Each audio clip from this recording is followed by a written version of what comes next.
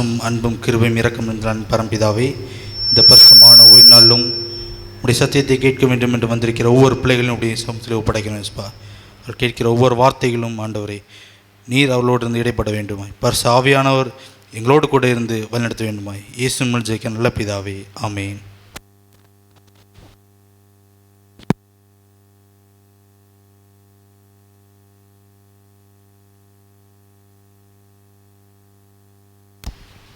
கர்த்தருடைய பரிசுத்த நாமம் மகிமைப்படுவதாக.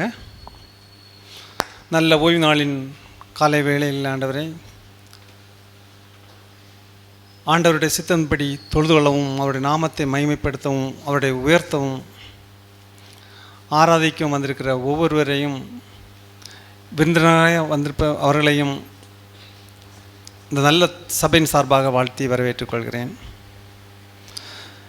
நல்ல ஆராதனையும் நாம் தூங்குவனமாக பெரிய பாடல் புஸ்தகத்தில் 29வது பாடலை பாடி இந்த பரிசுத்த ஆராதனையை நாம் ஆரம்பிப்போம். 29வது பாடல்.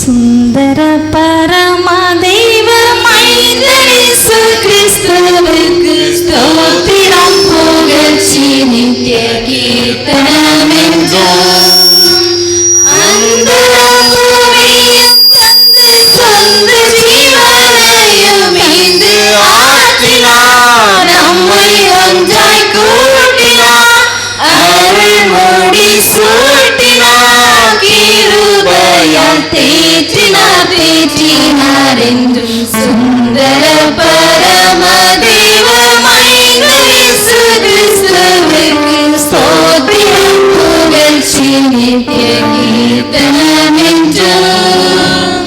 பாலக பசாசன் வந்து தீரனும் பாவத்தால் நொந்த பாவிகளான நம்மை உசாவிட்டாரே.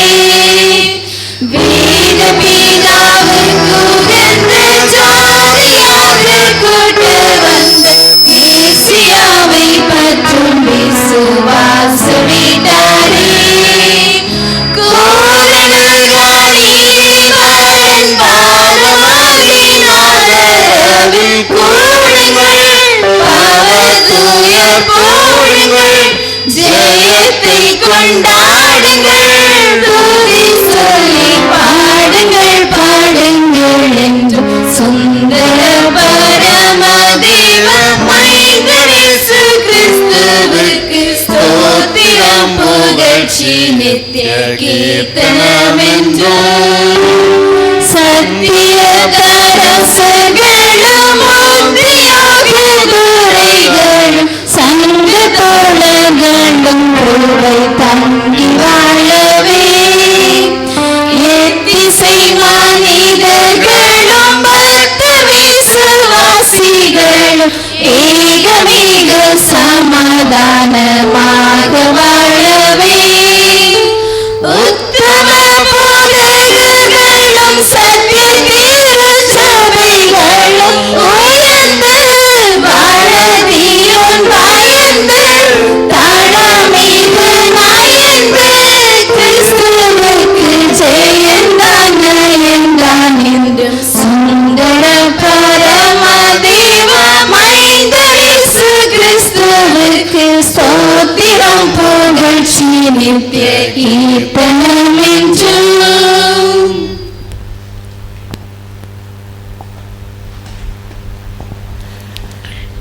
நாம் சேர்ந்து வாசிக்கும்படியாக தெரிந்து கொண்ட வேத பகுதி யாத்ராகமம் 20வது அதிகாரம் 1 to 17 வசனங்கள் முடிய நாம் வாசிப்போம். யாத்ராகமம் 20வது அதிகாரம் 1 முதல் 17 வசனங்கள் முடிய 10 கற்பனைகளை நாம் வாசிப்போம். சேர்ந்து வாசிப்போம். தேவன் பேச சொல்லிய சகல வார்த்தைகளும் ஆவன, உன்னை அடிமைத்தன வீடாகிய எகிப்து தேசத்திலிருந்து புறப்பட பண்ணின உன் தேவனாகிய கர்த்தர் நானே. என்னையன்றி உனக்கு வேறே தேவர்கள் உண்டாயிருக்க வேண்டாம். மேலே வானத்திலும் கீழே பூமியிலும் பூமியின் கீழ் தண்ணீரிலும் உண்டாயிருக்கிறவைகளுக்கு ஒப்பான ஒரு சொர்பத்தை ஆகிலும் யாதொரு விக்கிரகத்தை ஆகிலும் நீ உனக்கு உண்டாக்க வேண்டாம். நீ அவைகளை நமஸ்கரிக்கவும் சேவிக்கவும் வேண்டாம்.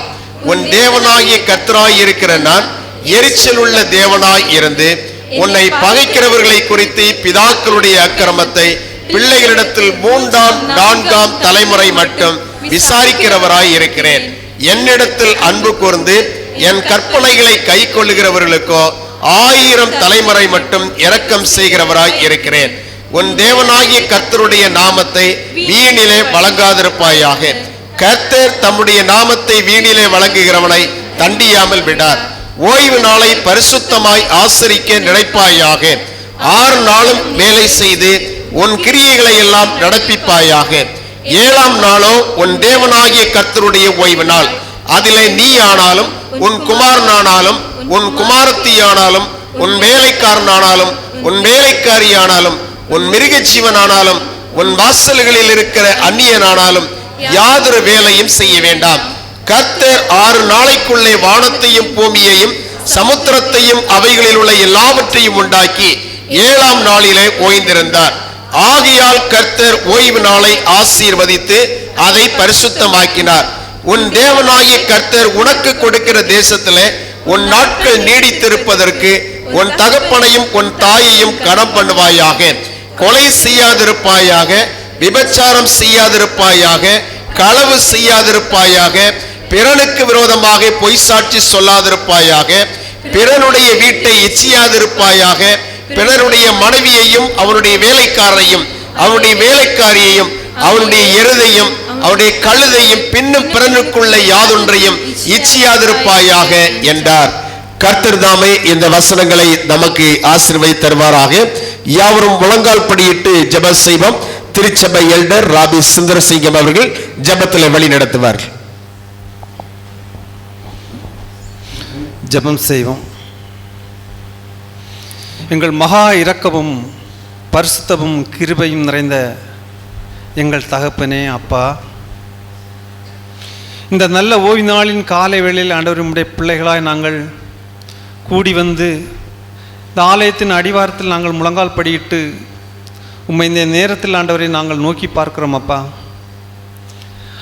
ஆண்டவரே, கடந்த காலங்களில் வந்த எல்லா ஆபத்துகளிலும் கவலைகளிலும் பாரங்களிலும் எங்களை நீர் விலக்கி தாங்குவித்து தப்புவித்து இம்மட்டுமாய் நீர் எங்களை வழி நடத்தி ஆசீர்வதித்து இந்த ஆலயத்தில் மீண்டும் எங்களை ஒருமுகமாய் ஆண்டவரே எங்களை கூட்டி சேர்த்தபடியால் உம்மை நன்றி உலகத்தோடு நோக்கி பார்க்கிறோம் அப்பா. ஆண்டவரே, நாங்கள் எத்தனையோ பாவங்கள் செய்திருந்தாலும் ஆண்டவரே நீர் எங்களை மன்னிக்கிற தேவனாய் இருக்கிறதை நாங்கள் உணர்கிறோம் அப்பா. நீர் ஆண்டவரே கிருபைகளின் தகப்பனப்பா. எங்களுக்கு நீர் உம்முடைய கிருபையால் எங்களை நீர் இம்மட்டும் எங்களை நீர் வழிநடத்தி வருகிறீர். இம்மட்டுமா எங்களை ஆசீர்வதித்து வருகிறீரப்பா. கடந்த காலங்களில் எத்தனையோ ஆண்டவரே பிரச்சனைகள், பாடுகள், மரண ஓலங்கள், மரண கண்ணிகள் எங்களை சூழ்ந்திருக்கலாம். அவற்றுகளிலிருந்தெல்லாம் எங்களை நீங்களாக்கி மீட்டுவித்து ஆண்டவரே உம்மை துதிக்கவும் ஆராதிக்கவும் செய்த மட்டில்லாத உம்முடைய பெரும் பாக்கியத்தை நாங்கள் நினைவு கூறுகிறோம் அப்பா. அதற்காக உமக்கு கோடான கோடி நன்றி பலிகளை இந்த நேரத்தில் செலுத்துகிறோம். வந்திருக்கிற ஒவ்வொரு பிள்ளைகளையும் நீர் ஆண்டவரே, சிறியோர் முதல் பெரியோர் ஆண்டவரே உம்முடைய பரிசுத்த கரம் தொட்டு ஆசீர்வதிக்க ஜெபிக்கிறோம் அப்பா. இந்த ஆராதனையில் பங்கெடுத்த ஒவ்வொரு பிள்ளைகளையும் ஆசீர்வதியும், ஆராதனையில் விடுபட்ட பிள்ளைகளுக்காக ஜெபிக்கிறோம். அவர்களை நீர் ஆண்டவரே அடுத்த வாரத்திலிருந்து ஆண்டவரை குண்டி சேர்க்க நீர் கிருபை செய்ய ஜெபிக்கிறோம். அவருடைய எல்லா பிரச்சனைகளையும் பாடுகளையும் தடைகளையும் நீர் மாற்றி மீண்டும் இந்த இடத்துல கூட்டி சேர்க்க கிருபை செய்ய ஜெபிக்கிறோம் அப்பா. வந்திருக்கிற பிள்ளைகளை ஒவ்வொருடைய மன கிளேசங்கள், மன பாரங்கள், துக்கங்கள் உண்டு. அவைகளுக்கெல்லாம் நீர் பதில் கொடுக்க வேண்டும் என்று ஜெபிக்கிறோம். அவர்கள் விண்ணப்பத்தோடு உம்முடைய சமூகத்தில் முழங்கால் பலியிட்டிருக்கிறார்களோ அவர்களுடைய விண்ணப்பத்தை நீர் அங்கீகரித்து ஏற்ற நேரத்தில் ஆண்டவரே உம்முடைய சித்தத்தின்படி ஆண்டவரை பதில் கொடுக்க கிருபை ஜெபிக்கிறோம்பா. அதற்காக நாங்கள் காத்திருக்கிறோம். நாங்கள் ஆண்டவர் பொறுமையாய் ஆண்டவர் உம்முடைய சமூகத்திலிருந்து நாங்கள் பதில் கிடைக்கும் வரை நாங்கள் காத்திருக்கிறோம் அப்பா. அந்தபடியாக நீர் எங்களை ஒருங்குபடுத்தும், வழி நடத்தும். ஆண்டவரே, ஸ்கூலுக்காக ஜெபிக்கிறோம், அதை நடத்துகிற பிள்ளைகளுக்காக ஜெபிக்கிறோம், படிக்கிற பிள்ளைகளுக்காக ஜெபிக்கிறோம், அதில் நடத்துகிற ஒவ்வொரு ஆசிரியர்களுக்காக ஜெபிக்கிறோம். ஆசீர்வதிங்கப்பா. அந்த ஸ்கூல் இந்த இடத்துல இலங்கி பிரகாசிக்க நீர் கிருபை செய்யணும்னு ஜெபிக்கிறோம். ஆண்டவரே, குறிப்பாக ஆண்டவரே ஊழியருக்காக ஜெபிக்கிறோம், அவர் குடும்பத்துக்காக ஜெபிக்கிறோம், அவருடைய பிள்ளைகளுக்காக ஜெபிக்கிறோம். அவருடைய ஊழிய காரியங்களுக்காக எடுக்கிற ஒவ்வொரு முயற்சிகளிலும் உம்முடைய பலத்த கரம் இருந்து ஆசீர்வதிக்க ஜெபிக்கிறோம் ஆண்டவரே. அவருடைய ஒவ்வொரு குறைகளையும் நிறைவாக்கி நீர் வழி நடத்தும். அவருடைய ஒவ்வொரு தடைகளை நீர் நீக்கி போட்டு அவர்களுடைய ஆண்டவரே விசுவாச பாதையில் ஆண்ட ஊழிய பாதையில் நீர் பலமாய் நீர் வழி நடத்த ஜெபிக்கிறோம் ஆண்டவரே. அவரை நம்பி இருக்கிற ஒவ்வொரு குடும்பங்களுக்கும் அவருக்கு நல்ல போதனைகளை கொடுத்து ஆசீர்வதிங்கப்பா. இம்மட்டும் ஆசீர்வதித்த தேவன் இனியும் ஆசீர்வதிக்கும் ஜெபிக்கிறோம் ஆண்டவரே. ஆண்டவரே செய்தி கொடுக்குற உம்முடைய மகனுக்காக ஜெபிக்கிறோம். அவளுக்கு உம்முடைய வாயிலிருந்து புறப்படுகிற செய்திகள் ஆண்டவரே எங்களுக்கு பிரயோஜனமாக இருக்க கிருபை செய்யுங்க. அவருடைய ஊழியத்திலே ஆண்டவரே நீர் இன்னும் பலமான காரியங்களை நீர் கொடுங்கப்பா. ஆண்டவரே இன்னும் சபை விசுவாச பிள்ளைகளுக்காக ஜெபிக்கிறோம். அவள் ஒவ்வொரு குடும்பத்துக்காக ஜெபிக்கிறோம். வேலை இல்லாமல் இருக்கிற பிள்ளைகளுக்காக ஜெபிக்கிறோம். அவள் நல்ல வேலை வாய்ப்புகளை கொடும். கற்பிணிகளுக்காக ஜெபிக்கிறோம். ஏற்ற காலத்தில் விடுதலை கொடும். ஆண்டவரே பல பாடுகள் திண்டாட்டங்கள் கஷ்டங்கள் பிரயாசங்கள் படுகிற ஒவ்வொரு பிள்ளைகளுக்காகவும் இந்த நேரத்தில் வருகிறோம். ஏற்ற நேரத்தில் உங்களுடைய கிருபையின் ஆசீர்வாதங்களை பொழிந்து அவர்களை குறைகளை நிறைவாக்கி வழி நடத்துங்கப்பா. ஆண்டவரே ஆராதனைக்காக ஜெபிக்கிறோம். இந்த ஆராதனை ஆண்டவர் நீ துவக்கம் முதல் முடிவு மட்டும் எங்களோடு இருந்து பரிசுத்த ஆவியானவரை நிரப்பி எங்கள் மன குழப்பங்களை மாற்றி மனம் வந்ததென்று நல்லதென்று கண்டு நாங்கள் திரும்பி செல்ல உங்களுடைய பெருக்கமான ஆசீர்வாதத்தை நீர் ஊற்றுமப்பா. ஆண்டவரே குற்றங்கள் குறைகளை ஆவற்றின் தயவாய் மன்னியும். நாங்கள் தெரியாமல் செய்கிற எவ்வளோ தவறுகள் தப்பிதங்கள் பாவங்கள் அவற்றை எல்லாம் நீர் கணக்கில் எடுக்காதபடி நீர் ஆசீர்வதித்து ஆண்டவர் எங்களை மன்னித்து வழி நடத்துமப்பா. ஆராதனை ஆசீர்வதித்தபடியால் ஆசீர்வதிக்கிற போகிறபடியால் காணிக்கைகளை ஆசீர்வதிக்க போகிறபடியால் நமக்கு ஸ்தோத்திரம்ப்பா. ஆசீர்வதிங்க வழி எடுத்துங்க. மீட்பர் இயேசு வழியாக ஜெபிக்கிறோம் ஜீவனுள்ள நல்ல பிதாவே. ஆமேன் ஆமேன்.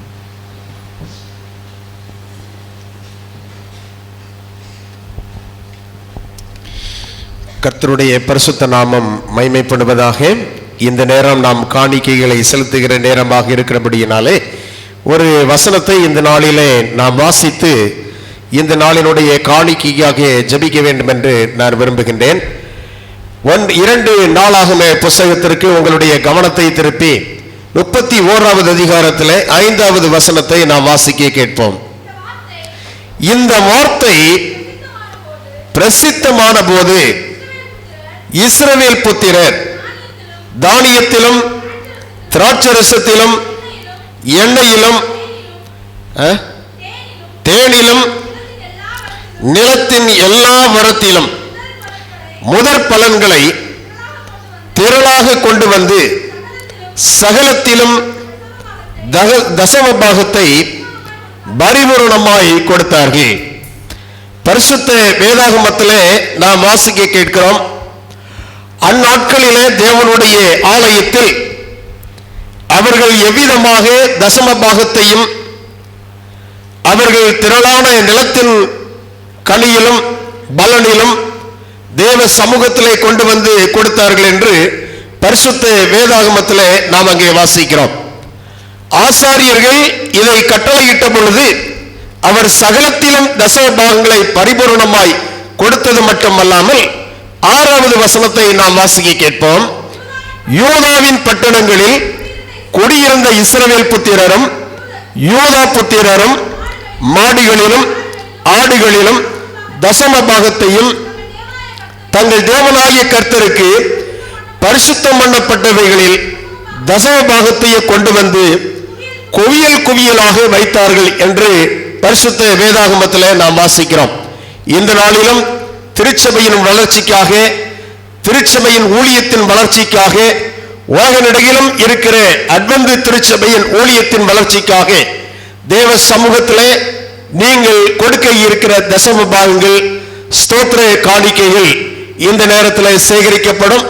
அந்த நேரத்தில் நாம் யாவரும் எழும்பி நின்ற வண்ணமாக 34வது பாடலை நாம் பாடுவோம். அந்நேரத்தில் இந்த காணிக்கைகள் சேகரிக்கப்படும். 34வது பாடல்.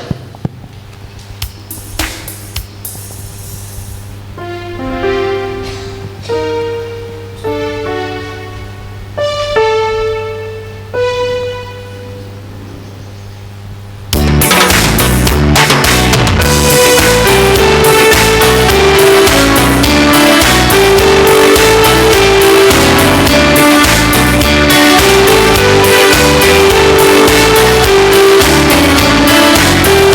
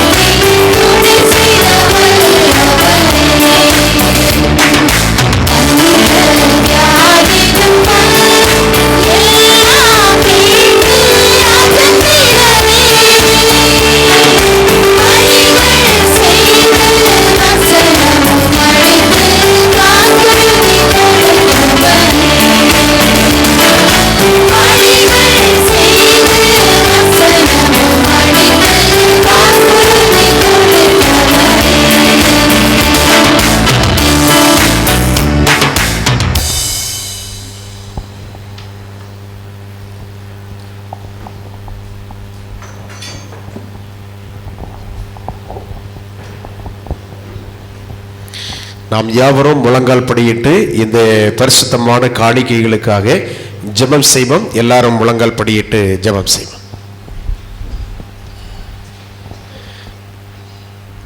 பரிசுத்தமுள்ள எங்கள் அன்புள்ள பிதாவே,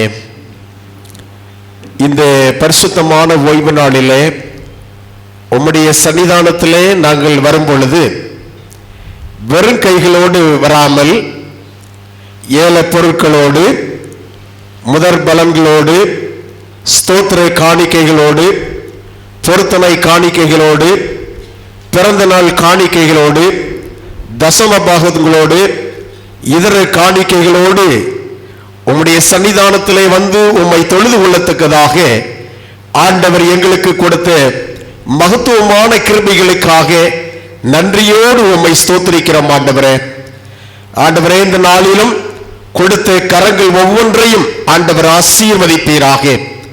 எல்லாருக்கும் நல்ல வேலை வாய்ப்புகளை கர்த்தர் நீர் கொடுத்து அவர்களை கர்த்தர் அபரிவிதமாய் கர்த்தர் நீர் ஆசீர்வதித்து ஆண்டவர் நீர் பாதுகாத்துக் கொள்ள வேண்டும் என்று உம்முடைய கரத்தில் நாங்கள் ஒப்புக் கொடுக்கிறோம். எந்த பகுதியிலிருந்து இந்த காணிக்கைகளை அவர்கள் எடுத்துக் கொடுத்தார்களோ அந்த பகுதியானது கர்த்தருடைய ஆசீர்வாதத்தால் நிறைவாக்கப்படத்தக்கதாக கர்த்தர் எங்களுக்கு கிருபைகளை தாரும். அன்புள்ள பிதாவே, இதுபோன்று காணிக்கைகளை கொடுக்க முடியாமல் இருக்கின்ற அனைத்து பிள்ளைகளையும் ஆண்டவரே, இருக்கின்ற பிள்ளைகளையும் உடைய சமூகத்தில் ஒப்பு கொடுத்து ஜெபிக்கிறோம். அவர்களுக்கும் ஆண்டவர் நல்ல வேலை வாய்ப்புகளையும் சரீர ஆரோக்கியத்தையும் கர்த்தர் நீர் கொடுத்து அவர்களும் இதுபோன்று காணிக்கைகளை ஆண்டவருக்கு முன்பதாக வைத்து உம்முடைய ஆசீர்வாதங்களை பெற்று செல்ல தேவன் எங்களுக்கு கிருபைகளை தாரும். தூர தேசங்களிலே, வெளிநாடுகளிலே, புற நகரங்களிலே தேவ சமூகத்தில் இருக்கக்கூடிய ஒவ்வொரு பிள்ளைகளையும் ஆண்டவர் ஆசீர்வதியும். அவருடைய பணிகளையும் கர்த்தர் அபரிமிதமாய் ஆசீர்வதித்து ஆண்டவர் பாதுகாப்பு. இந்த திருச்சபையின் ஆசீர்வாதத்திற்காக கொடுக்கப்பட்டிருக்கிற ஷான்யா என்ற குழந்தையின் பெயரை ஆண்டவர் பதிவேட்டில் எழுதுகிறார். ஆண்டவர் ஆசீர்வதிக்கிறார்.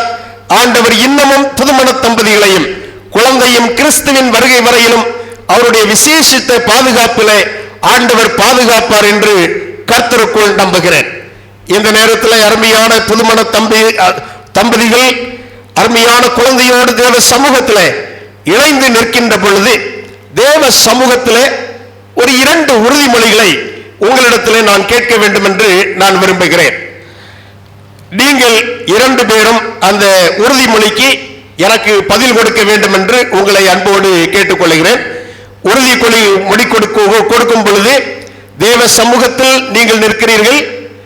ஆலயத்தில் இருக்கிற விசுவாசிகள் கேட்கும்படியாக பரலோகத்தின் தேவன் கவனித்துக் கொண்டிருக்கிற அந்த சூழ்நிலையில பரலோகமே அதை கவனித்துக் கொண்டிருக்கிறது, கேட்டுக்கொண்டிருக்கிறது என்பதை நீங்கள் அதை கவனத்தில் வைத்து இந்த கேள்விக்கு நீங்கள் பதில் கொடுக்க வேண்டும் என்று உங்களை அன்போடு கேட்டுக்கொள்கிறேன். அன்பான சகோதரர் சகோதரி இருவரும், இந்த குழந்தை தேவன் தந்த சுதந்திரம் என்பதை நீங்கள் விசுவாசிக்கிறீர்களா? இந்த குழந்தை ஷானியாவுக்கு தேவனுடைய வார்த்தைகளை ஒவ்வொரு நாளும் வளர்ந்து வருகின்ற நாட்களிலே கருத்தோடு அவர்களை அட்வென்ட் சத்தியத்திலே வளர்ப்பேன் என்று நீங்கள் உறுதிமொழி கொடுக்கிறீர்களா? எத்தனை போராட்டங்கள் வந்தாலும், வேதனைகள் வந்தாலும், கவலைகள் வந்தாலும் அந்த குழந்தைக்காக இந்த சத்தியத்தில் வளர்க்கப்படுவதற்காக தினமும் ஜபத்தில் நான் வழிநடத்துவேன் என்று பெற்றோர்கள் உறுதிமொழி எடுக்கிறீர்களா? திருச்சபைக்கு முன்பதாக நான் கேட்கிற ஒரு கேள்வி என்னவென்றால், இது இப்பொழுது சிறு குழந்தையாக இருக்கிறது. வளர்ந்து வருகிற நாட்களில இந்த குழந்தை இந்த திருச்சபையினுடைய அங்கத்தினராக இருக்கிறபடியினாலே இந்த திருச்சபையில் நடைபெறக்கூடிய எல்லா ஆராதனை நிகழ்ச்சிகளிலும் அந்த குழந்தையை எந்த பாகுபாடும் இன்றி அந்த ஆராதனைகளை கலந்து கொள்வதற்கு திருச்சபை விசுவாசிகள் உதவி செய்வீர்களா? அப்படியானால் உங்களுடைய கரங்களை உயர்த்தும்படி உங்களை அன்போடு கேட்டுக்கொள்கிறேன். எல்லாரும் கரங்களை உயர்த்திருக்கிறார்கள். ஆண்டவர் உங்களை ஆசீர்வதிப்பாராக. இந்த நேரத்தில் இந்த குழந்தைக்காக ஒரு விசேஷித்த ஜெபத்தை நாம் என்ன செய்வோம், ஏறெடுப்போம். இந்த ஆராதனை முடித்து செல்கின்ற பொழுது இந்த குழந்தை பிரதிஷ்டையின் நினைவாக தம்முடைய பிள்ளைகள் உங்களுக்காக இனிப்பு வாங்கி வைத்திருக்கிறார்கள். அதை நீங்கள் பெற்று செல்லும்படி உங்களை அன்போடு கேட்டுக்கொள்கிறேன். இந்த நேரத்தில் இந்த குழந்தையை நாம் கரத்தில் ஏந்தி பிரதிஷ்டை செய்வோம்.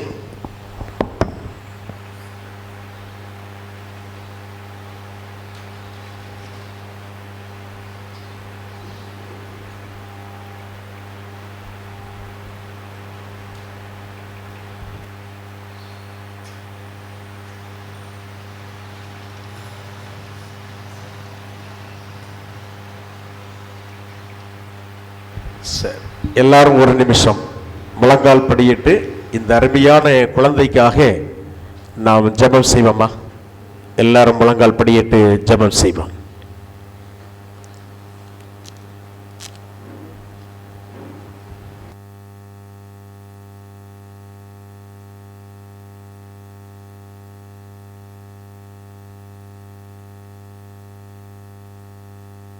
எங்களை அதிகமாக நேசிக்கிற பரிசுத்தம் நிறைந்த எங்கள் அன்புள்ள பிதாவே, இந்த நேரத்தில் சாம்சன் பிரசாத், ஆல்வின் ஷீபா, பரலோகத்தின் தேவன் அவர்களுக்கு அருமையான ஒரு பெண் குழந்தையை அவர்களுக்கு நீர் கொடுத்து, இந்த குழந்தை சந்தோஷத்தோடு மகிழ்ச்சியோடு தேவ சமூகத்திலே இதோ கொண்டு வந்து பிரதிஷ்டை செய்யும்படியாக வந்திருக்கிறார்கள். ஆண்டவர், இந்த நேரத்தில் இந்த குழந்தையை உம்முடைய மார்போடு நீர் ஏந்தி ஆசீர்வதிக்க வேண்டும் என்று உம்முடைய கரத்தில் நாங்கள் ஒப்புக் கொடுக்கிறோம். மகத்துவமுள்ள தெய்வமே, ஆசீர்வதிக்கிற உம்முடைய கரங்களினாலே, வல்லமையுள்ள உம்முடைய கரங்களினாலே இந்த குழந்தையை ஆண்டவர் ஏந்தி தொட்டு ஆண்டவர் ஆசீர்வதியும். ஒவ்வொரு நாளும் இந்த பிள்ளை, இந்த குழந்தை சானியா ஆண்டவரே உம்முடைய விசேஷித்த பாதுகாப்பில் இருக்க கர்த்தர் உதவி செய்வீராக. பெற்றோருக்கு நல்ல ஞானத்தை நீர் கொடுத்தருளும் ஆண்டவரே. அட்வந்து சத்தியத்தில் தம்முடைய பிள்ளைகள் இந்த குழந்தையை ஒவ்வொரு நாளும் வழிநடத்த சிறந்த ஞானத்தை பெற்றோருக்கு நீர் கொடுத்தருளும். பரலோகத்தின் வல்லமையை அவர்களுக்கு நீர் கொடுத்தருளும். அவர்களை ஆசீர்வதியும். இந்த நாளில் அவர்களோடு இந்த ஜபத்தில் அருமையான தாயார் சரசம்மாள் அவர்களும் எங்களோடு கூட இருக்கின்றார்கள். சபை விசுவாசிகளும் எங்களோடு கூட இருக்கிறார்கள். எல்லாருடைய ஜெபத்தையும் ஆண்டவர் அங்கீகரித்து இந்த குடும்பத்தையும் இந்த குழந்தையும் ஆண்டவர் ஆசீர்வதிப்பீராக. சிறு பிள்ளைகளை என்னிடத்தில் வருவதற்கு இடம் கொடுங்கள், அவர்களை தடை பண்ணாதிருங்கள் என்று சொல்லி உம்முடைய கரங்களை விரித்து குழந்தைகளை பிரதிஷ்டை செய்த ஆசீர்வதித்த உம்முடைய கரத்தினால் இந்த நேரத்தில் இந்த குழந்தையை ஆசீர்வதியும். உலகத்தில் இருக்கிற எல்லா நோய்களுக்கும், அந்தகார சக்திகளுக்கும், எல்லா விதமான தீய சக்திகளுக்கும் ஆண்டவரே நீர் விலக்கி ஒவ்வொரு இமைப்பொழுதிலும் தம்முடைய பிள்ளையை நீர் தாங்கி வழி நடத்த வேண்டும் என்று அருமைநாதர் இயேசுவின் வழியாய் ஜெபிக்கிறோம் நல்ல பிதாவே, ஆமென்.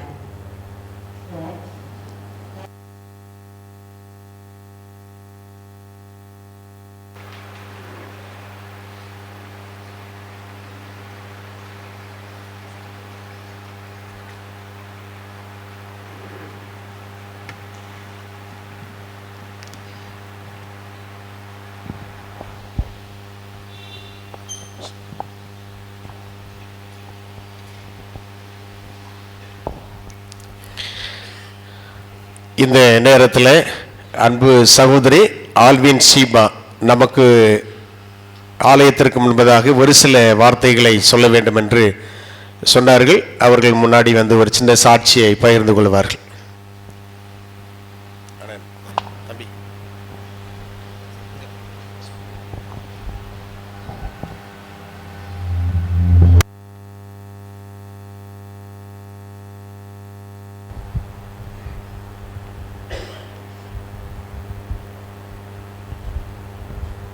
கர்த்தருடைய பரிசுத்த நாமத்துக்கு மகிமை உண்டாவதாக.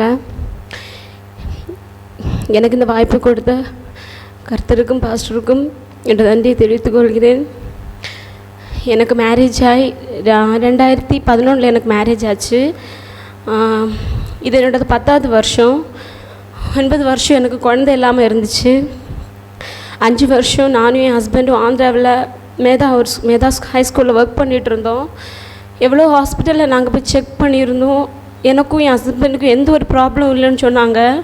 ஆனால் எதுக்கு எங்களுக்கு ஒரு குழந்தை கிடைக்கலன்னு சொல்லிட்டு ரொம்ப வருத்தத்தோடு நாங்கள் மனபாரத்தோடு இருந்தோம். வீட்டில் யார் பாஸ்டர்ஸ் வந்தாலும் நாங்கள் சொல்லுவோம், பாஸ்டர் எங்களுக்கு குழந்தை பாக்கியம் இல்லைன்னு சொல்லும்போது யார் வந்தாலும் எங்களுக்காக ப்ரேயர் பண்ணிட்டு போவாங்க. அப்புறம் அங்கே எங்களால் இருக்க முடியல. ஏன்னா ஒரு ஃபெஸ்டிவல்ஸ் எங்களால் போக முடியாது. குழந்தை இல்லாதனால அங்கே ரொம்ப ரொம்ப ஸ்ட்ரிக்டாக எல்லாம் பார்ப்பாங்க. அதனால் நாங்கள் அங்கேருந்து கிளம்பி இங்கே வந்துட்டோம். எங்கள் அம்மாவுக்கு உடம்பு சரியில்லைன்னு சொல்லிட்டு நாங்கள் இங்கே ஸ்டே ஆகிட்டோம். இங்கே வந்து 3 வருஷம் ஆச்சு. இங்கே வந்தும் குழந்தை எல்லாமே இருந்துச்சு. அப்புறம் 2018 எங்கள் சொந்த வீட்டில் உள்ள எங்கள் ரிலேட்டிவ்ஸே என்ன மலடின்னு சொல்லியிருக்காங்க. ரொம்ப மனபாரத்தோடு நான் அழுத நாளுகளும் உண்டு. நானே ஹஸ்பண்டும் நைட்டு நாங்கள் 2 பேரும் நல்லா அழுதுருக்கோம். 2019 நியூ இயர் அன்னைக்கு நான் என் ஹஸ்பண்ட் டிசிஷன் எடுத்தோம். 2020 எங்களுக்கு ஒரு குழந்தை கிடைக்கலன்னா கண்டிப்பாக நாங்கள் சூசைட் பண்ணணுன்னு தான் இருந்தோம். ஆனால் எங்களை அதுக்கு ஒன்றும் வழிவிடாமல் 2019 நவம்பர் 18 கர்த்தர் எனக்கு நல்ல ஒரு விடுதலை கொடுத்தாரு. 2020 ஆகஸ்ட் 14 எனக்கு ஒரு பெண் குழந்தை கொடுத்தாரு. கர்த்தருக்கு நன்றி. அது மட்டும் இல்லாமல் என் குழந்தைக்காகவும் என் குடும்ப வாழ்க்கைக்காகவும் எனக்கு நல்ல ஒரு கணவரை கொடுத்துருக்காரு, நல்ல குடும்பத்தை கொடுத்தாரு. எனக்கு ஒன்று தான் இது இருந்துச்சு, மனசில் ரொம்ப வருத்தமாக இருந்துச்சு. கர்த்தருக்கு நல்ல ஒரு விடுதலை கொடுத்தாரு. கர்த்தருக்கு நன்றி. என் குழந்தைக்காக நீங்கள் அனைவரும் ஜெபிக்க வேண்டும் என்று சொல்லிக்கொண்டு என்னுடைய சாட்சியை முடித்துக் கொள்கிறேன். கர்த்தருடைய நாமம் மகிமைப்படுவதாக. நல்ல ஒரு சாட்சியை நாம் கேட்டோம். சாட்சி கொடுத்த மகளையும் அவர் குடும்பத்தையும் பிள்ளையையும் கர்த்தர் இன்னும் அதிகமாக ஆசீர்வதிப்பாராக. இந்த நேரம் தேவ செய்திக்கான நேரம். இன்றைய செய்தியை மிஸ்டர் காட்சன் அவர்கள் கொடுக்க இருக்கிறார்கள்.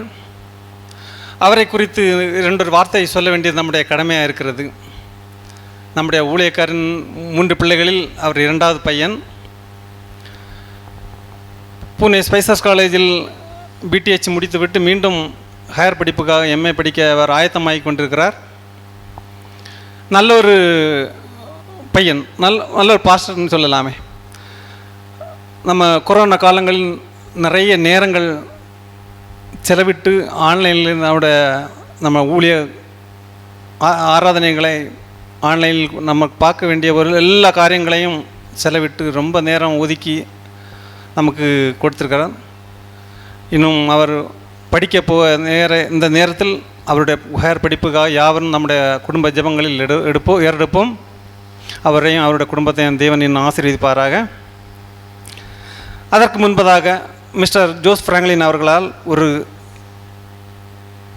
விசேஷித்த பாடல் ஏறெடுக்கப்படுகிறது.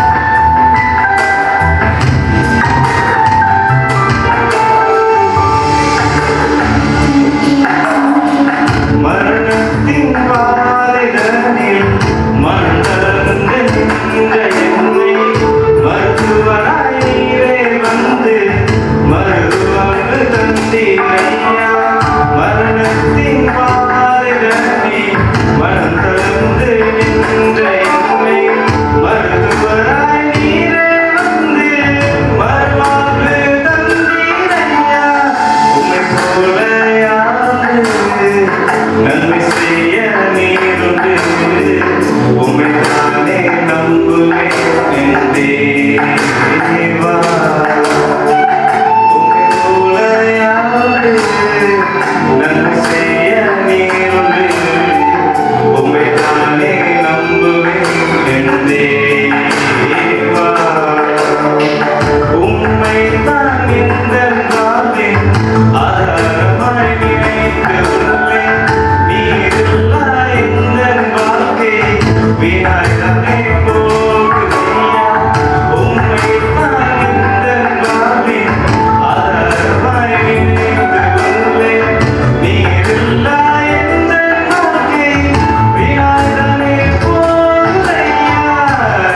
எல்ஷாய் ஆராதிப்பேன், எலோஹீம் ஆராதிப்பேன், அதோனாய் அதோனாய் அதோனாய் ஆராதிப்பேன், எல்ஷாய் ஆராதிப்பேன், எலோஹீம் ஆராதிப்பேன், அதோனாய் அதோனாய் அதோனாய் ஆராதிப்பேன்.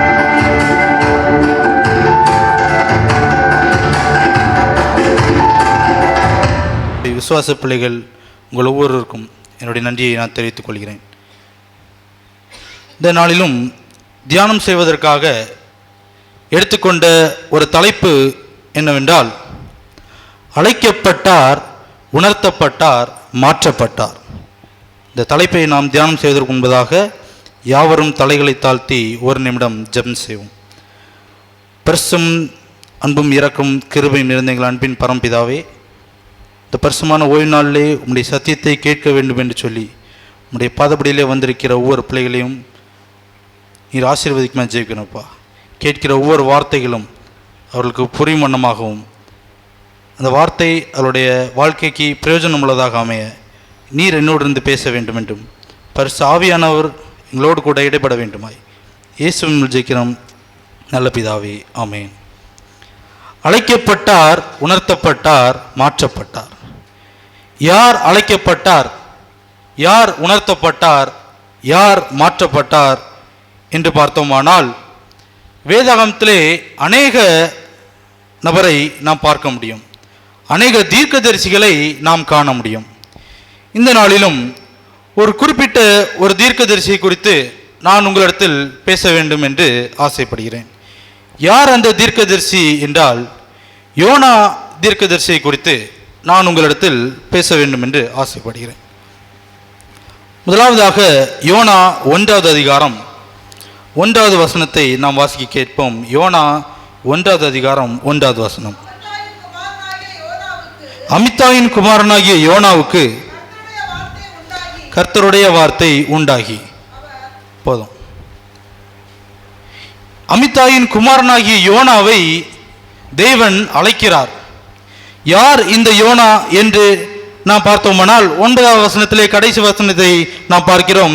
தேவனாகிய கர்த்தரிடத்தில் பயபக்தி உள்ள ஒரு மனிதன். இந்த யோனா தேவனாகிய கர்த்தரிடத்தில் மிகுந்த ஒரு பயபக்தி உள்ள ஒரு மனிதனாக காணப்படுகிறான். யார் என்றால் இந்த யோனா. இந்த யோனாவை தேவன் அழைக்கிறார். எதற்காக இந்த யோனாவை அழைக்கிறார் என்று நாம் பார்த்தோமானால் 2வது வசனத்தை நாம் வாசிக்க கேட்போம்.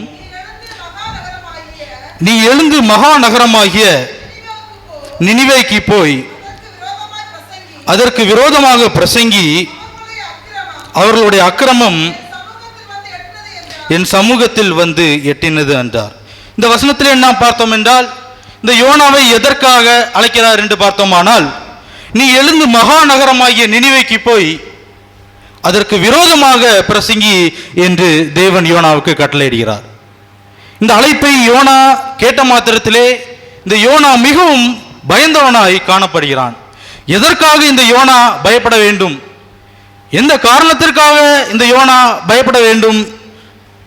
தேவன் நினிவேக்குத்தானே போக சொன்னார். எதற்காக இந்த யோனா பயப்பட வேண்டும் என்று நான் பார்த்தோமானால், இந்த நினிவே ஒரு கொடிய நகரமாக காணப்படுகிறது. இந்த நினிவே நகரம் எப்படிப்பட்ட ஒரு நகரம் என்று சொல்லி நாகூம் தீர்க்கதரிசி 3வது அதிகாரத்திலே மிகவும் அழகாக எழுதியிருக்கிறார். நாகூம் 3வது அதிகாரம் 1வது வசனத்தை நாம் வாசிக்க கேட்போம். இரத்த பலிகளின் நகரத்திற்கு ஐயோ, அது வஞ்சகத்தினாலும் கொடுமையினாலும் நிறைந்திருக்கிறது, கொள்ளை ஓயாமல் நடக்கிறது. அந்த நகரம் எப்படிப்பட்ட ஒரு நகரம்? இரத்த பலிகளின் நகரம், வஞ்சகத்தினாலும் கொடுமையினாலும் நிறைந்த நகரம், கொள்ளையினால் மிகுந்த ஒரு நகரமாக காணப்படுகிறது அந்த நினிவே நகரம். அந்த அதிகாரம் முழுவதையும் நீங்கள் வாசித்து பார்த்தீர்கள் என்றால் அந்த நினிவே நகரம் எப்படிப்பட்ட ஒரு நகரம் என்று சொல்லி நாம் தெளிவாக அங்கே காண முடியும். அப்படிப்பட்ட ஒரு நினிவே நகரத்திற்கு தேவன் யோனாவை போ என்று சொன்ன மாத்திரத்திலே அவன் மிகவும் பயந்தவனாய் அங்கே காணப்பட்டு தேவனுடைய சமூகத்தை விட்டு விலகி, தேவன் எந்த காரணத்திற்காக அந்த யோனாவை அழைக்கிறார் என்று சொல்லி அவன் சற்றும் சிந்திக்காமல் தேவனுடைய சமூகத்தை விட்டு விலகி ஓடுகிறான். நான் ஒரு புத்தகத்தில் வாசித்தேன், இந்த சோதோம் குமாரா பட்டணத்தில் என்ன அக்கிரமம் இருக்கிறதோ, என்ன பாவங்கள் அந்த சோதோம் குமாரா பட்டணத்தில் இருந்ததோ, அதே பாவங்களும் அதே அக்கிரமங்களும் இந்த நினிவே நகரத்தில் இருந்ததாக நான் வாசித்தேன். அது மட்டுமல்லாமல் அந்த நினிவே நகரத்தில் தேவனுடைய வார்த்தை யாராவது சொல்ல போனால் அவர்களை தங்களுடைய பழக்க வழக்கங்களில் ஈடுபடுத்துவது மாத்திரமல்லாமல் அவர்களை கொலை செய்வதுமாக காணப்பட்டார்கள். யாரென்றால் இந்த நினிவே மக்கள். அப்படிப்பட்ட அந்த நகரத்திற்குள்ளாக போ என்று சொன்ன மாத்திரத்திலே அவன் மிகவும் பயந்தான். அந்த 2வது வசனத்திலே நாம் கடைசி வாக்கியத்தை நாம் பார்த்தோம் என்றால், அவர்களுடைய அக்கிரமம் என் சமூகத்தில் வந்து எட்டினது. அவர்களுடைய அக்கிரமம், அவருடைய பாவங்கள் தேவனுடைய சமூகத்திற்கே போய் எட்டுகிறது என்று சொன்னால் அவருடைய பாவங்கள் எவ்வளவு கொடியதாக இருந்திருக்க வேண்டும் என்று சொல்லி நாம் சிந்தித்து பார்க்க வேண்டும். அப்படிப்பட்ட ஒரு நகரத்திற்கு யோனாவை போ என்று சொன்ன மாத்திரத்திலே அவன் மிகவும் பயந்து தேவனுடைய சமூகத்தை விட்டு விலகி ஓடுகிறான். தேவன் அவனை அழைக்கும் போது அவருக்கு செவி கொடுக்காமல், அவரை பற்றி சிந்திக்காமல் தன்னுடைய இஷ்டம் போல் இருந்து கொண்டு அவருடைய சமூகத்தை விட்டு விலகி ஓடினான். நம்முடைய வாழ்க்கையிலும் தேவன் நம்மை ஒவ்வொரு முறை அழைக்கும் போதும் அவருடைய அழைப்பிற்கு ஏற்ப நாம் செயல்படுகிறோமா அல்லது அவருடைய அழைப்பிற்கு மாறாக நாம் செயல்படுகிறோமா என்பதை நாம் சிந்தித்து பார்க்க வேண்டும். யோனாவுடைய வாழ்க்கை இப்படியாகத்தான் இருந்தது. தேவன் அவனை அழைக்கும் போது அவன் தேவனுடைய சத்தத்துக்கு செவி கொடுக்காமல் தேவனுடைய சமூகத்தை விட்டு விலகி தேவன் என்னை பார்த்து கொள்வார் என்று அவன் நினைக்காமல் அவருடைய வழியை விட்டு தூரமாக சென்று தர்ஷீஷுக்கு புறப்படுவதற்காக அங்கே ஒரு கப்பலிலே ஏறி படுத்து உறங்கிவிட்டான். அந்த கப்பல் நன்றாக போய்கொண்டிருந்தது. அந்த கப்பல் அழகாக போய்கொண்டிருந்த அந்த நேரத்திலே அவனும் மிகவும் அழகாக அங்கே கப்பலின் அடிப்பகுதியிலே உறங்கிக் கொண்டிருக்கிறான். நன்றாக போய்கொண்டிருந்த அந்த கப்பல் திடீரென்று பெரிய அலைகளும் பெருங்காற்றும் அந்த கப்பலை வந்து தாக்கியது.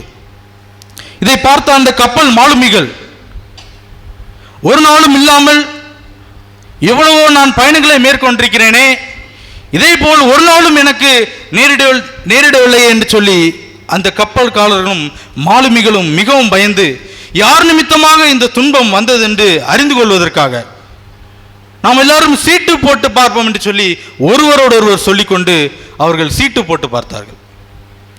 அவர்கள் சீட்டு போட்ட அந்த மாத்திரத்திலே யோனாவின் பெயரில் சீட்டு விழுந்தது.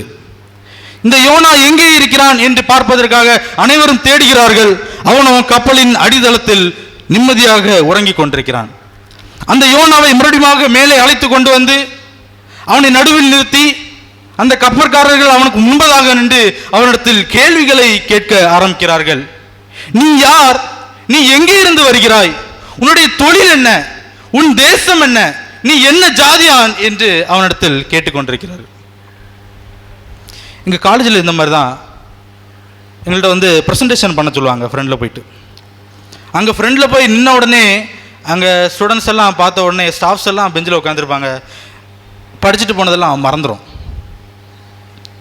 இந்த யோனாவை அந்த நடுவில் நிற்க வைத்து அந்த கப்பற்காரர்களும் மாலுமிகளும் அவனுக்கு முன்பாக நின்று நீ யார் என்று அவனத்தில் கேள்விகளை கேட்கிறார்கள். 8வது வசனத்தை நான் வாசிக்க கேட்போம். யோனா 1வது அதிகாரம் 8வது வசனம். அப்பொழுது அவர்கள் அவனை நோக்கி, யார் நிமித்தம்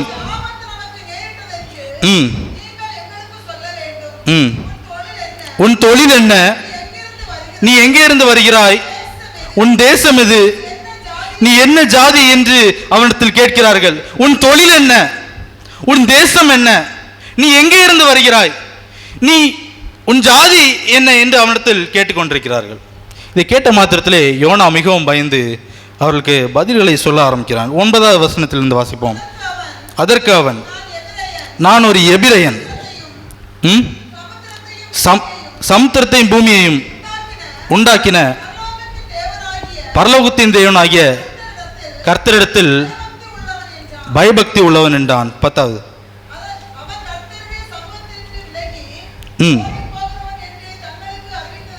போதும். அவன் அங்கே என்ன பதில்களை அங்கே சொல்கிறான் என்றால், நான் ஒரு எபிரெயன், கர்த்தருக்கு பயந்து நடக்கிற ஒரு மனிதன், ஆனால் இப்பொழுதோ தேவனுடைய சமூகத்தை விட்டு விலகி ஓடுகிறவனாக காணப்படுகிறேன் என்று அவர்களுக்கு சொன்ன மாத்திரத்திலே அவர்கள் மிகவும் பயந்து போய் அந்த யோனாவை நோக்கி, நீ ஏன் இப்படி செய்தாய்? ஏன் தேவனுடைய சமூகத்தை விட்டு ஓடினாய்? ஏன் தேவனுடைய வார்த்தைக்கு செவி கொடுக்கவில்லை என்று அந்த யோனாவிடத்திலே கேட்டு, இதிலிருந்து நாங்கள் தப்பித்துக் கொள்வதற்கு நாங்கள் என்ன செய்ய வேண்டும் என்று அவனிடத்தில் கேட்டார்கள். அதற்கு அந்த யோனா கப்பற்காரர்களை நோக்கி, நீங்கள் இதிலிருந்து தப்பித்துக் கொள்ள வேண்டும் என்று சொன்னார். நீங்கள் என்னை கடலில் தூக்கி போடுங்கள் என்று அவர்களிடத்தில் சொன்னார்கள். அந்த யோனாவை கப்பல்காரர்கள் கடலில் தூக்கி போட மனதில்லாமல் இவனை எப்படியாவது காப்பாற்ற வேண்டும் என்று சொல்லி பல முயற்சிகளை அங்கே எடுக்கிறார்கள். அவர்கள் முயற்சிகளை எடுக்க எடுக்க கடலின் சீற்றமும் பெருங்காற்றும் மிகவும் ஆக்ரோஷமாக எழும்பிற்று. இதை பார்த்த அவர்கள் மிகவும் பயந்து அந்த யோனாவை கடலில் தூக்கி போட முடிவு செய்து அவனை கடலில் தூக்கி போட்டார்கள். அவனை கடலில் தூக்கி போட்ட மாத்திரத்திலே தேவன் ஒரு பெரிய மீனுக்கு கட்டளையிட்டிருந்தார். அந்த மீன் அந்த யோனாவை வந்து விழுங்கிற்று. தேவன் அவனை அழைத்த மாத்திரத்திலே தேவனை பற்றி சற்றும் சிந்திக்காமல் தேவனுடைய அழைப்பிற்கு மாறாக அவன் செயல்பட்ட காரணத்தினாலே தேவன் அவனை தண்டித்து இப்பொழுது அவன் ஒரு மீனின் வயிற்றில் இருக்கிறான். நம்முடைய வாழ்க்கையிலும் நாம் சிந்திக்கின்ற ஒவ்வொரு சிந்தனையிலும் தேவனை பற்றி நினைக்கின்றோமா? நாம் பேசுகின்ற ஒவ்வொரு பேச்சிலும் தேவனை பற்றி நினைக்கின்றோமா? நாம் பார்க்கின்ற ஒவ்வொரு காரியங்களிலும் தேவனை பற்றி நினைக்கின்றோமா? நடக்கின்ற ஒவ்வொரு பாதைகளிலும் தேவனை பற்றி நினைக்கின்றோமா என்பதை நாம் சிந்தித்து பார்க்க வேண்டும். இந்த யோனாவுடைய வாழ்க்கையும் அப்படியாகத்தான் இருந்தது. அவன் தேவனை பற்றி சற்றும் சிந்திக்காதவனாய் தர்ஷீஷுக்கு போய் கொண்டது. அந்த வேளையிலே தேவன் அவனை தண்டித்தார். அவன் மீனின் வயிற்றில் இருந்த போதுதான் தான் செய்த தவற்றை அவன் உணர்ந்தான். மனாசேயுடைய வாழ்க்கையை நாம் பார்த்தோமானால் 12 வயதிலே ராஜாவான அந்த மனாசே தேவனுக்கு விரோதமாக பொல்லாப்பான காரியங்களை செய்து கொண்டிருந்தான். அவன் என்ன பொல்லாப்பான காரியத்தை செய்தான் என்று நாம் பார்த்தால் 2 நாளாகமம் 33வது அதிகாரம் 3வது வசனத்தை நாம் வாசிப்போம். 2 நாளாகமம் 33வது அதிகாரம் 3வது வசனம். எசேக்கியா தகர்த்து போட்ட மேடைகளை திரும்பவும் கட்டி பாகால்களுக்கு பலிபீடங்களை எழுப்பித்து விக்கிரக தோப்புகளை உண்டாக்கி வானத்தின் சேனையெல்லாம் பணிந்து கொண்டு அவர்களை சேவித்து தன்னுடைய தகப்பனாகிய எசேக்கியா தேவனுக்கு என்னெல்லாம் நல்ல காரியங்களை செய்தாரோ, தேவனுடைய சித்தத்துக்குபடி எதையெல்லாம் அவர் செய்தாரோ அதற்கு மாறாக இந்த மனாசே செய்து கொண்டிருந்தான். விக்கிரக தோப்புகளை எழுப்புவதும் விக்கிரகங்களை வணங்குவதும் தேவனுடைய சித்தத்திற்கு மாறாக அந்த மனாசே செய்து கொண்டிருந்தான். 10வது வசனத்தை நாம் பார்த்தோமானால் அந்த மனாசேயையும் அவனுடைய ஜனத்தாரையும் தேவன் எவ்வளவு முறை எச்சரித்த போதும் அவன் தேவனுடைய சத்தத்திற்கு செவி கொடுக்காமல் அவருக்கு விரோதமாக செயல்களை அவன் செய்து கொண்டிருந்தான். இந்த செயல்களை பார்த்த தேவன் அசீரியா ராஜாவை இந்த மனாசேயின் மேல் வரப்பண்ணி முட்செடிகளினாலே அந்த மனாசேயை பிடித்து 2 வெண்கல சங்கிலினாலே அவனை கட்டி பாபிலோனுக்கு இழுத்து கொண்டு போனார்கள். அவன் முன் நிறைய பாவங்களை செய்து கொண்டிருந்தான். கர்த்தருக்கு விரோதமான பாவங்களை செய்து கொண்டிருந்தான். கர்த்தருடைய வார்த்தையை அவன் கேளாமல் போட முடியினாலே தேவன் அவனை தண்டித்து பாபிலோனுக்கு அவனை கொண்டு போகும்படி அசீரியா ராஜாவுக்கு கட்டளையிட்டார். அவர்கள் பாபிலோனிலே மனாசேயை துன்பப்படுத்துகிற அந்த நேரத்திலே தான் அவன் நெருக்கப்படுகிறதை அறிந்து தேவனுக்கு விரோதமாக அவன் கெஞ்சி, ஆண்டவரே என்னை காப்பாற்றும் என்று சொல்லி தன்னை தேவனுக்கு முன்பாக தன்னை தாழ்த்தினான். தேவனுக்கு முன்பாக விண்ணப்பம் பண்ணுகிறான். அவன் விண்ணப்பம் பண்ணுகிற அந்த நேரத்திலே தேவன் அவனுடைய விண்ணப்பத்தை கேட்டு மறுபடியும் அந்த எருசலேமிலே அவனை தன்னுடைய ராஜ்யத்திற்கு அவனை வர பண்ணினார். அப்பொழுதுதான் மனாசே கர்த்தரே தேவன் என்று அறிந்தான். இந்த யோனாவுடைய வாழ்க்கையும் அப்படியாகத்தான் இருந்தது. தேவனுடைய அழைப்பிற்கு அவன் செவி கொடுக்காமல் தேவனுடைய சித்தத்தை விட்டு விலகி தர்ஷீஷுக்கு கடந்து செல்கிறான். தேவன் அவனை தண்டித்து ஒரு மீனின் வயிற்றிலே அவனை இருக்கும்படி செய்தார். அவன் அந்த மீன் வயிற்றிலிருந்து தேவனை நோக்கி கெஞ்சுகிறான். என்ன கெஞ்சுகிறான் என்று நாம் பார்த்தால் யோனா 2வது அதிகாரம் 2வது வசனத்திலே நாம் வாசிப்போம். என் நெருக்கத்தில் நான் கர்த்தரை நோக்கி கூப்பிட்டேன், அவர் எனக்கு உத்தரவு அருளினார். நான் பாதாளத்தின் வயிற்றிலிருந்து கூக்குரலிட்டேன், நீர் என் சத்தத்தை கேட்டீர். என் நெருக்கத்திலே நான் கர்த்தரை நோக்கி கூப்பிட்டேன், அவர் எனக்கு செவி கொடுத்தார். அவன் அவ்வளவு நேரம் நெருக்கப்படவில்லை, அவ்வளவு நேரம் அவன் பாதாளத்தில் இருக்கவில்லை. தேவனுடைய சத்தத்துக்கு விரோதமாக அவன் செயல்பட்டு இப்பொழுது எப்பொழுது அவன் தாழ்த்தப்படுகிறானோ அப்பொழுது தேவனை நோக்கி நான் நெருக்கத்தில் இருக்கிறேனே, பாதாளத்தின் குழியில் இருக்கிறேனே என்று தேவனை நோக்கி கெஞ்சுகிறான். 7வது வசனத்தை நாம் பார்த்தோம்னால் என் ஆத்மா என்னில் தோய்ந்து போகையில், அவனுடைய ஆத்மா எப்போது கீழே தோய்ந்து போகிறதோ அப்பொழுது தேவனை பற்றி நினைக்கின்றான். அந்த 2வது அதிகாரம் முழுவதுமாக நாம் பார்த்தோமானால் அவன் தேவனை நோக்கி விண்ணப்பம் பண்ணுகிற ஒரு சம்பவத்தை நாம் அங்கே வாசிக்க முடியும். அந்த 2வது அதிகாரம் கடைசி வசனத்தில் என்ன பார்த்தோம் என்றால்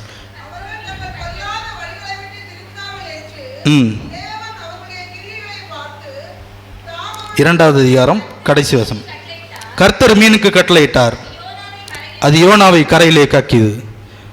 அவன் தேவனை நோக்கி விண்ணப்பம் பண்ணின காரணத்தினாலே தேவன் அவன் செய்த பாவத்தை மன்னித்து அவனை கரையிலே கக்கும்படி அந்த மீனுக்கு கட்டளையிட்டார். அவன் மறுபடியும் எழுந்து அந்த நினிவே நகரத்திற்குள்ளாக போய் தேவனுடைய சத்தியத்தை அங்கே சொல்கிறான்.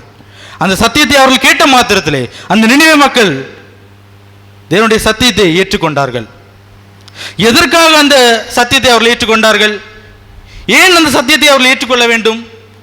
அந்த நினிவே நகரத்திற்குள்ளாக கடந்து சென்றாலே அவர்களை தங்களுடைய பழக்க வழக்கங்களில் ஈடுபடுத்துவர்களாக காணப்படுகிறார்களே, அவர்களை கொலை செய்வதுமாக காணப்படுகிறார்களே, பின்ன எப்படி அந்த யோனா தேவனுடைய சத்தியத்தை சொன்ன மாத்திரத்திலே அவனை ஏற்றுக்கொண்டு தேவனுடைய சத்தியத்தை ஏற்றுக்கொண்டார்கள் என்று நான் பார்த்தோமானால் அவனுடைய வார்த்தையில் அவ்வளவு வல்லமை இருந்தது. தேவன் அந்த யோனாவை வைத்து அந்த நினிவே நகரத்தை ரட்சித்தார். அந்த நினிவே நகரத்தின் மக்கள் மாத்திரமல்ல, அந்த நினிவே நகரத்தின் ராஜாவும் கூட, மிருக ஜீவன்களும் கூட தேவனுடைய சத்தத்துக்கு செவி கொடுத்து மனம் திரும்பினார்கள். 3வது அதிகாரம் கடைசி வசனத்தை நான் வாசிக்க கேட்போம்.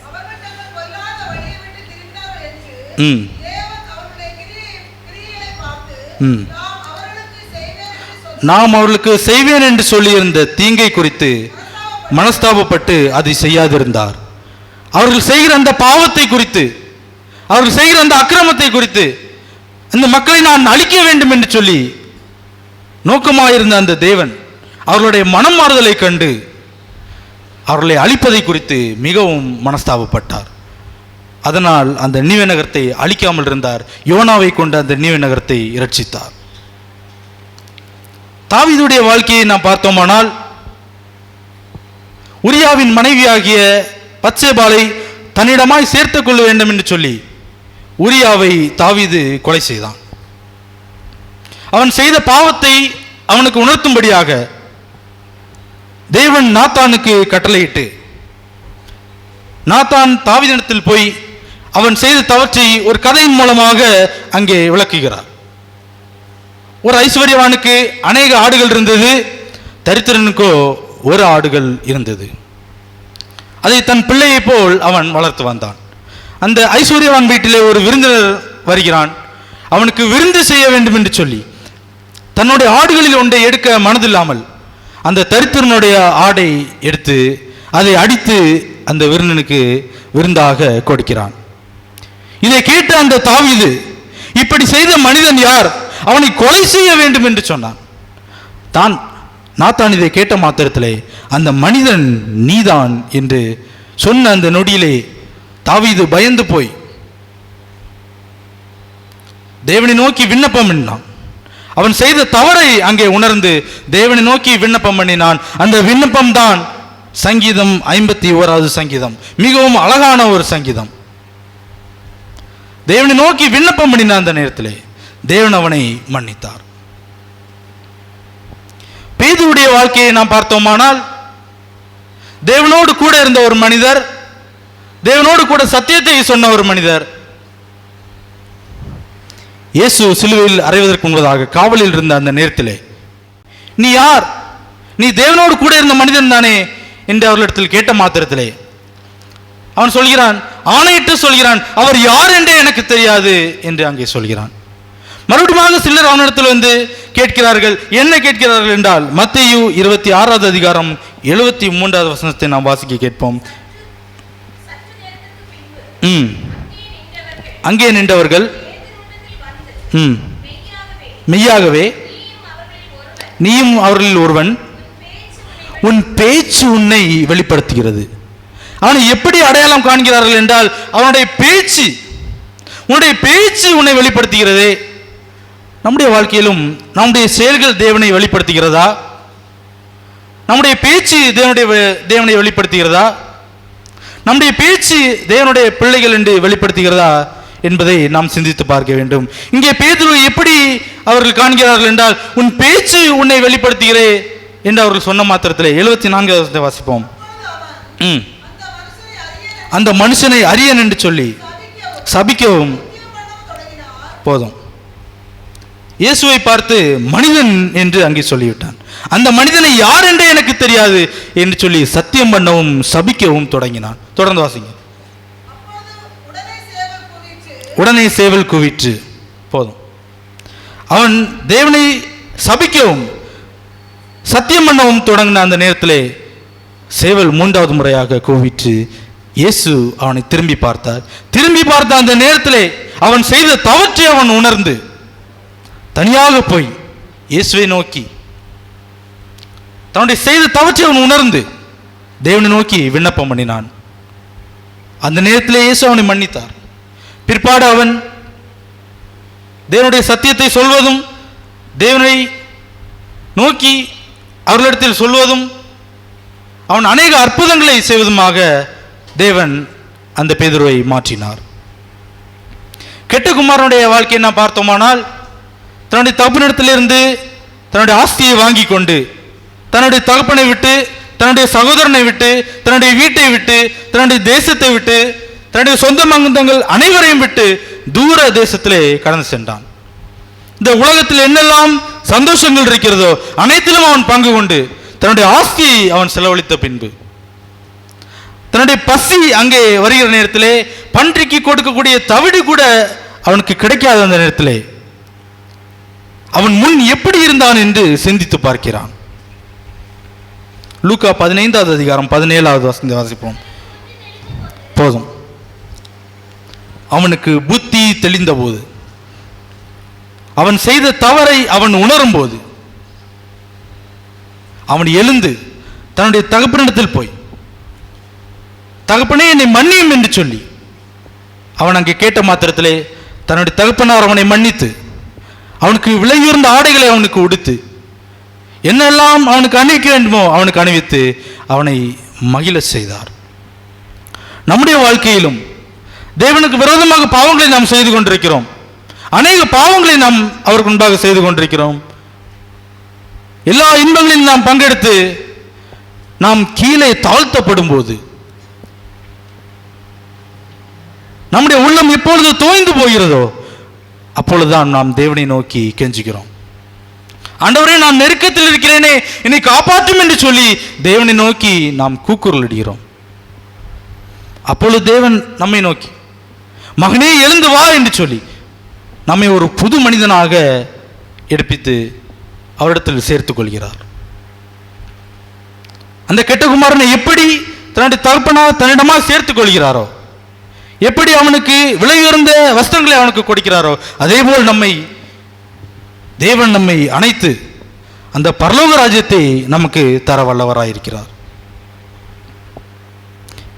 மத்தேயு 19:17 நாம் வாசிப்போம் என்றார், நீ ஜீவனில் பிரவேசிக்க விரும்பினால் கற்பனைகளை கைக்கொள்.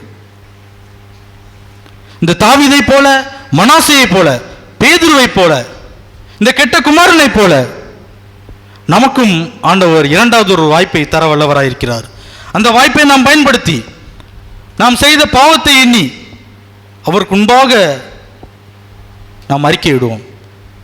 தேவனுடைய அழைப்பை விட்டு நாம் தூரமாக போயிருந்தால் மறுபடியும் அவருடைய சமூகத்தில் வந்து அவருடைய சித்தத்தை நாம் நிறைவேற்றுவோம்.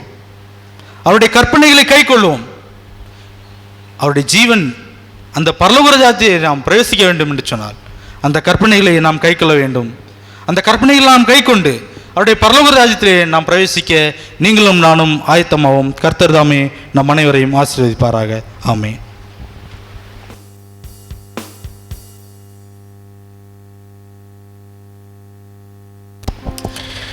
கர்த்தருடைய பரிசுத்த நாமம் மகிமைப்படுவதாக. அழைக்கப்பட்டார், உணர்த்தப்பட்டார், மனமாற்றப்பட்டார் என்ற தலைப்பின் கீழ் ஒரு செய்தியை நாம் கேட்டோம். நிச்சயமாகவே தேவன் நம்மை ஆசீர்வதிப்பாராக. போன வாரத்தில் செய்தியை கொடுக்க வேண்டும் என்று என்னிடத்தில் கேட்ட பொழுது சரி என்று நான் என்ன செய்தேன், வாக்கு கொடுத்தேன். நீ தான் பேசணும் அப்படின்னேன். பாஸ்டர் ஈனோக் தாசன் வந்ததுனால போன வாரம் அது கொஞ்சம் காலம் தாமதமாயிட்டு, இந்த வாரம் தம்பி நேற்று தான் என்கிட்ட வந்து சொன்னாப்புல, பாஸ்டர் என் பிள்ளைக்கு டெடிகேட் பண்ணணும் அப்படின்னு. சரி, இதையும் போய் எப்படி மாற்றுறது, சரி நான் அதை பண்ணுறேன், நீ இதை என்ன பண்ணு அப்படின்னு சொல்லிட்டு அந்த நேரத்தை நான் உனக்கு என்ன செய்தேன், கொடுத்தேன். தேவன் தம்முடைய மகனை கர்த்தர் தொடர்ந்து ஆசீர்வதிப்பாராக. உங்களுடைய ஜெபத்திலே நீங்கள் ஜெபிக்கும்படி உங்களை அன்போடு கேட்டுக்கொள்கிறேன். கர்த்தர் ஆசீர்வதிப்பாராக. இந்த ஆராதனையின் முடிவு பாடலாக ஜெபசந்தையோடு நாம் யாவரும் எழுப்பினிருந்து கேட்ட சத்தியத்திற்கு தன்னை ஒப்புக் கொடுக்கும் வண்ணமாக 308வது பாடலை நான் பாடும். பாடல் புஸ்தகத்தில் 308வது பாடலை நான் பாடும்.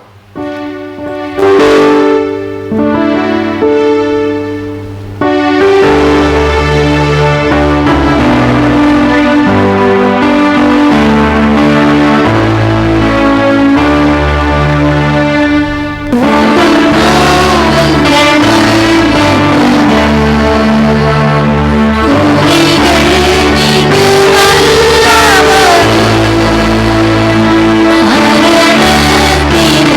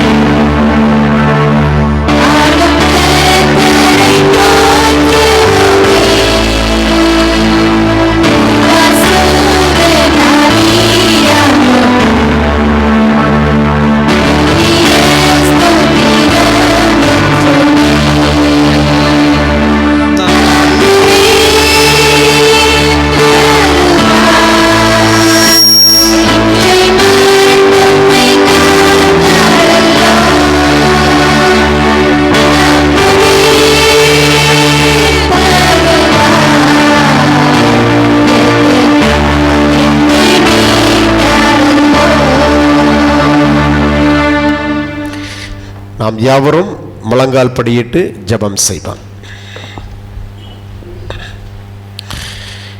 எங்களை அதிகமாக நேசிக்கிற பரிசுத்தம் நிறைந்த எங்கள் அன்புள்ள பிதாவே, இந்த பரிசுத்தமான ஓய்வு நாளிலே நாங்கள் உம்முடைய பாதத்திலே அமர்ந்து ஆண்டவரே, ஓய்வு நாள் பள்ளிக்கூடத்திலும் தெய்வீக ஆராதனையிலும் விசேஷித்த உம்முடைய ஆசீர்வாதங்களை நாங்கள் பெற்று செல்லும்படியாக தேவன் எங்களை நீர் அழைத்து வந்தீர். அதற்காக நன்றி செலுத்துகிறோம். ஆவியானவர் எங்கள் மத்தியிலே அசைவாடினதற்காக நன்றி செலுத்துகிறோம். நாங்களும் உம்முடைய சத்தியத்தை கேட்டு நல்ல தீர்மானத்தோடு கூட ஆண்டவரே, நாங்கள் அழைக்கப்பட்ட அழைப்பிலே சில பாவங்கள் எங்களுடைய வாழ்க்கையில் காணப்பட்டாலும் அந்த பாவங்களை கர்த்தர் எங்களுக்கு நீர் உணர்த்தும் பொழுது அதை நாங்கள் கேட்டு அந்த பாவத்தை விட்டு நாங்கள் விலகி தேவ சமூகத்திலே மீண்டும் இணைக்கப்பட்ட ஒரு வாழ்க்கை வாழத்தக்கதாக தேவன் எங்களுக்கு நீர் கிருபைகளை தர வேண்டும் என்று உம்முடைய கரத்திலே நாங்கள் ஒப்புக் கொடுக்கிறோம். ஆண்டவர் எங்களை ஆசீர்வதியும். இங்கே வந்திருக்கிற எல்லாரையும் கர்த்தர் ஆசீர்வதியும். உம்முடைய சத்தத்தை கேட்ட நாங்களும் நல்ல தீர்மானத்தோடு ஆண்டவராகிய இயேசு கிறிஸ்துவினுடைய வருகையிலே உம்மோடு கூட நாங்கள் நித்தியமாய் வாழுகிற ஒரு பாக்கியத்தை ஆண்டவர் எங்களுக்கு நீர் தர வேண்டும் என்று உம்முடைய கரத்திலே நாங்கள் ஒப்புக் கொடுக்கிறோம். இதோ இந்த நேரத்திலே இன்னொரு பரிசுத்தமான ஓய்வு நாளை நாங்கள் சந்திக்கும் வரையிலும் ஆவியானவர் எங்கள் மத்தியிலே அசைவாட வேண்டும் என்று, தேவ தூதர்களின் பாதுகாவல் எங்களோடு கூட இருக்க வேண்டும் என்றும், உம்முடைய பிரசன்னத்தினால் எங்களை காத்துக்கொள்ள வேண்டும் என்று அருமைநாதர் இயேசுவின் வழியாய் ஜெபிக்கிறோம் நல்ல பிதாவே, ஆமேன். பரமண்டலங்களில் இருக்கிற எங்கள் பிதாவே, உம்முடைய நாமம் பரிசுத்தப்படுவதாக, உம்முடைய ராஜ்யம் வருவதாக, உம்முடைய சித்தம் பரலோகத்தில் செய்யப்படுவது போல பூமியிலையும் செய்யப்படுவதாக. எங்களுக்கு வேண்டிய ஆகாரத்தை இன்று எங்களுக்கு தாரும். எங்கள் கடனாளிகளுக்கு நாங்கள் மன்னிக்கிறது போல எங்கள் கடன்களை எங்களுக்கு மன்னியும். எங்களை சோதனைக்கு உட்பட பண்ணாமல் தீமையில் நின்று ரட்சித்துக் கொள்ளும். ராஜ்யம் வல்லமையும் மகிமையும் என்றென்றைக்கும் உம்முடையதே, ஆமென். என் ஆத்துமாவே கர்த்தரை ஸ்தோத்திரி, என் முழு உள்ளமே கர்த்தருடைய பரிசுத்த நாமத்தை ஸ்தோத்திரி. என் ஆத்துமாவே கர்த்தரை ஸ்தோத்திரி, அவர் செய்த சகல உபகாரங்களையும் மறவாதே, ஆமென்.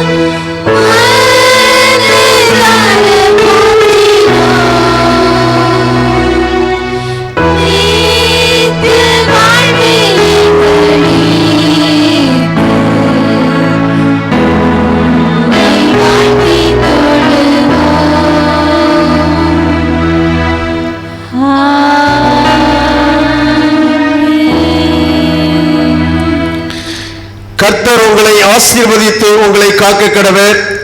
கர்த்தர் தம்முடைய முகத்தை உங்கள் மேல் பிரகாசிக்க பண்ணி உங்கள் மேல் கிருபையாய் இருக்க கடவர். கர்த்தர் தம்முடைய முகத்தை உங்கள் மேல் பிரசன்னமாக்கி உங்களுக்கு சமாதானம் கட்டளையிட கடவர். கர்த்தராய் இருக்கிற இயேசு கிறிஸ்துவுடைய கிருபையும் பிதாவாகிய தேவனுடைய அன்பும் பரிசுத்த ஆவியானவருடைய அன்பும் ஐக்கியமும் சிநேகமும் இன்றும் என்றும் சதா நாட்களிலும் விசேஷமன்னமாய் உம்முடைய சத்தியத்தை கொடுத்த உம்முடைய மகனோடும் சத்தியத்தை கேட்ட உம்முடைய தேவ பிள்ளைகளோடு கூட உம்முடைய கிருபை இன்றைக்கும் என்றைக்கும் சமாதானமும் தங்கியிருப்பதாக, ஆமென்.